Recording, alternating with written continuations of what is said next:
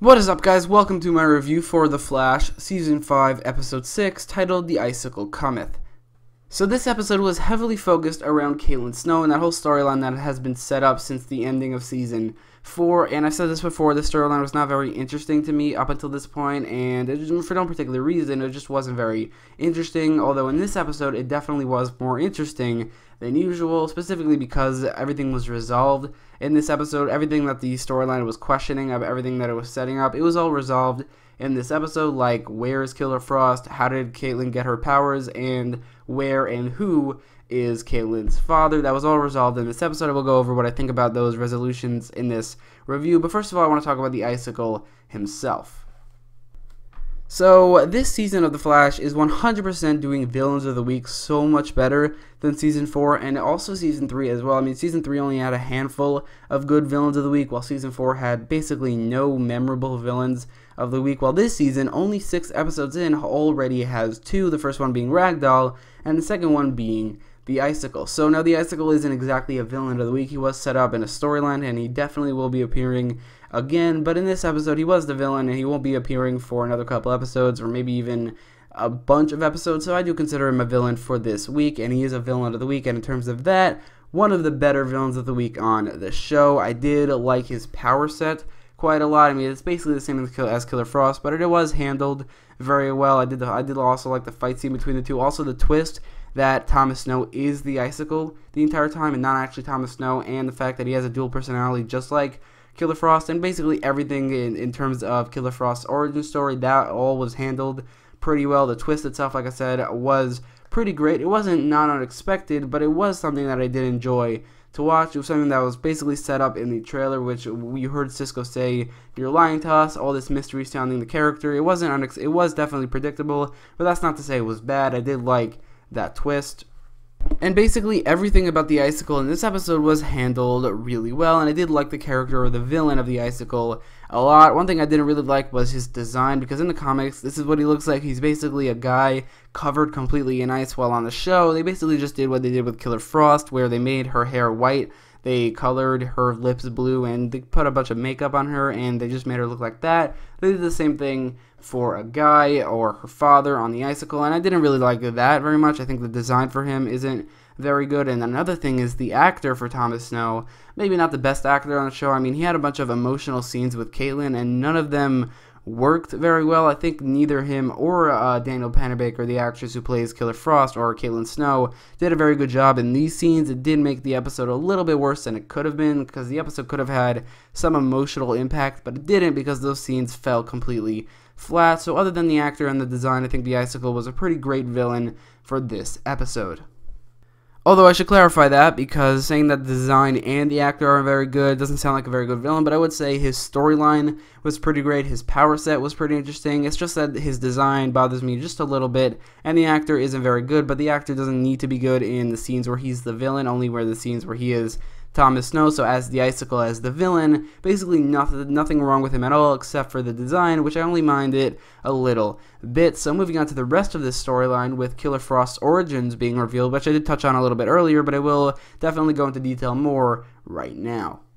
So this origin story, which was set up from Season 4, where it was revealed that Killer Frost did not get her powers from the particle accelerator, or more importantly Flashpoint, in Season 3, which means Flashpoint has basically no effect on the timeline except for like minor things, because in the end nothing changed really. But getting back to this episode, it was revealed that Killer Frost got her powers from her father experimenting on her with some sort of cryogenic technology that gave him the same exact powers. One thing I'll say is that he actually mentioned Mr. Freeze and the first Killer Frost, Louise Lincoln, which is a pretty great reference. I don't think Killer Frost will ever appear, or the first one will ever appear, but Mr. Freeze almost definitely will be appearing in this crossover in Elseworlds, so this is a pretty great reference to that crossover. Also a pretty great reference to Batman and his Rogues Gallery, but the actual origin story, that was pretty good. I also think that Killer Frost maybe didn't need an origin story change. I feel like they changed her origin story just to give her a storyline, which I don't think they needed to do. They could have just had her look for her father,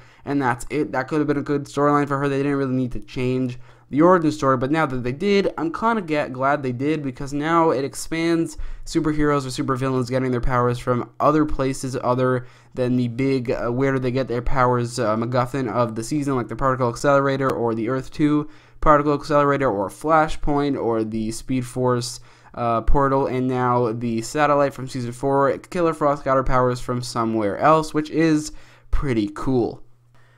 Speaking of Killer Frost, she has returned in this episode. She's been gone since episode 18 of season 4, which was 10 episodes where she did not appear. I say 10 because she was in episode 18 and she was in episode 6 of this season, so 10 episodes in between episode 19 of season 4 through episode 5 of season 5 where she did not appear. And I gotta say, in those 10 episodes, I didn't really miss her that much. I didn't feel like she added much to the show in season 4, and in this season, I thought Caitlin Snow was, she was pretty good this season. I don't think she really needs Killer Frost anymore. That being said, her return was pretty awesome in this episode where she returns in order to stop the icicle. Also, it was revealed that her whole thing was a mental block instead of Melting Point using his powers, or DeVoe using Mental Point's powers to erase her powers. That was pretty cool as well. I like that explanation. It made sense that she came back at the end. Like I said, the fight scene with her and Killer Frost and the icicle was also pretty great. All of that was great. Her return was great. So my final thoughts on this story, this episode, and the conclusion to the Killer Frost storyline is that this episode did a pretty great job at doing that. I did enjoy all the conclusions in this storyline to the actual storyline in this season. I did like the icicle, and the Mr. Freeze reference was pretty great as well. All in all, a pretty great end to this story and a pretty great storyline in this episode. So the rest of the storylines this episode definitely were not nearly as good. One of them was even very bad, and we'll go over those storylines in this review. Outside of the Icicle Cometh part of this episode, there were 3 side storylines that had everything to do with Cicada. There was the one with Iris, Nora, and Sherlock, which had to do with those 3 characters looking for the satellite that hit him. Then there was also Ralph and Cecile looking for his daughter, and Cicada himself attacking this metahuman, getting cut, and throughout the entire episode dealing with this cut, and maybe it makes him stronger, I don't know. But these 3 storylines were easily nowhere near as good as the main storyline of this episode, especially the first one. So first of all, there's the one that I said that is very bad in this episode, and it has to do with Ralph, but much more importantly, Cecile in this episode. So Ralph, no problem with him in this episode. He was enjoyable. I mean, he didn't really do much interesting, but, he's an enjoyable character. He was fine in this episode. But then there's Cecile, who in this season, for some reason, was made a series regular, so she's in practically or virtually every single episode in the season, which I don't understand that whatsoever. She's a character that I feel like they really need to stretch to give her storylines, and they made her a comedic character, which really falls flat every single time she tries to be funny. She's not funny at all. I mean, the actress, I'm sure she's a good actress or whatever, but she's not a funny person in these episodes. Maybe the writing for her is off, but she's not funny, and I think the comedy in this episode was so misplaced, and the tonal differences between one storyline to the next was very jarring, and it was all really this storyline's fault. It was trying to be comedic, but it wasn't funny at all, and just like I said,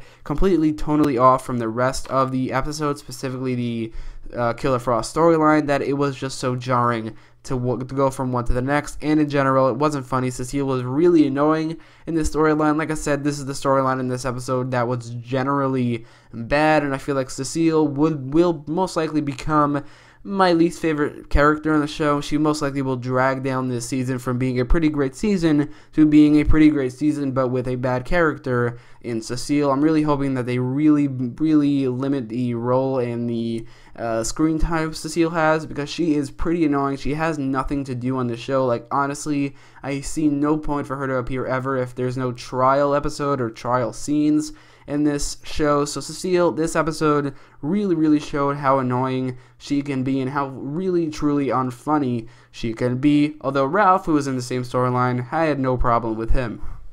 Then there's the one with Iris, Nora, and Sherlock. Like I said earlier, they were trying to look for the satellite that hit Cicada, which is fine. That just gave a reason for the storyline to exist. Really, the main part of why the storyline exists, outside of just the excuse for why it should exist, is to make some sort of bond between Iris and Nora after the events of episode 5. Nora likes Iris, now it wants to bond with her, which makes sense, and in this episode, maybe not handled as well as it could be. Like, the scenes between them were very, very awkward, which was 100% intentional, and they probably are going to become less awkward over the course of the season. But as of right now, in this episode, it was kind of uncomfortable to watch, which is not really much of a complaint. It's just that it wasn't great or anything, so I'm not going to praise it. That's all. I'm just not going to praise it in this review, and outside of that, this storyline didn't really have much else to it.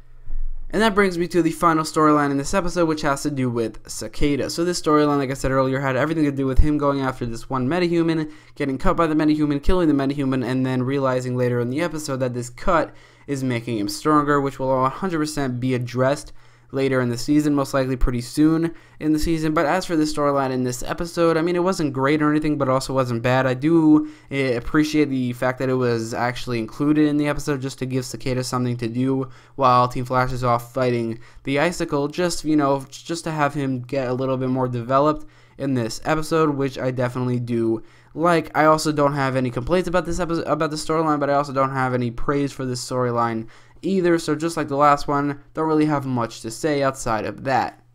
So in conclusion, while the Killer Frost storyline in this episode is great, and it encompasses most of the episodes, so this isn't much of a while, the side storylines are still very weak, with one of them being completely terrible. The other two are fine, but one of them is terrible, which those storylines, or that one in particular, does bring down the episode quite a lot. But the main storyline is pretty great, and it is much more screen time. It's basically like 3/4 of the episode, or at least half of the episode, which is a lot for just one storyline. So this review is mostly based off that storyline, but it is maybe brought a little bit down by Ralph and Cecile, and maybe not also brought up by the other two storylines. So I'll give this episode an 8.6 out of 10. But let me know what you thought about the episode in the comments down below. And if you like this video, don't forget to leave a like, share, and subscribe. And thanks for watching.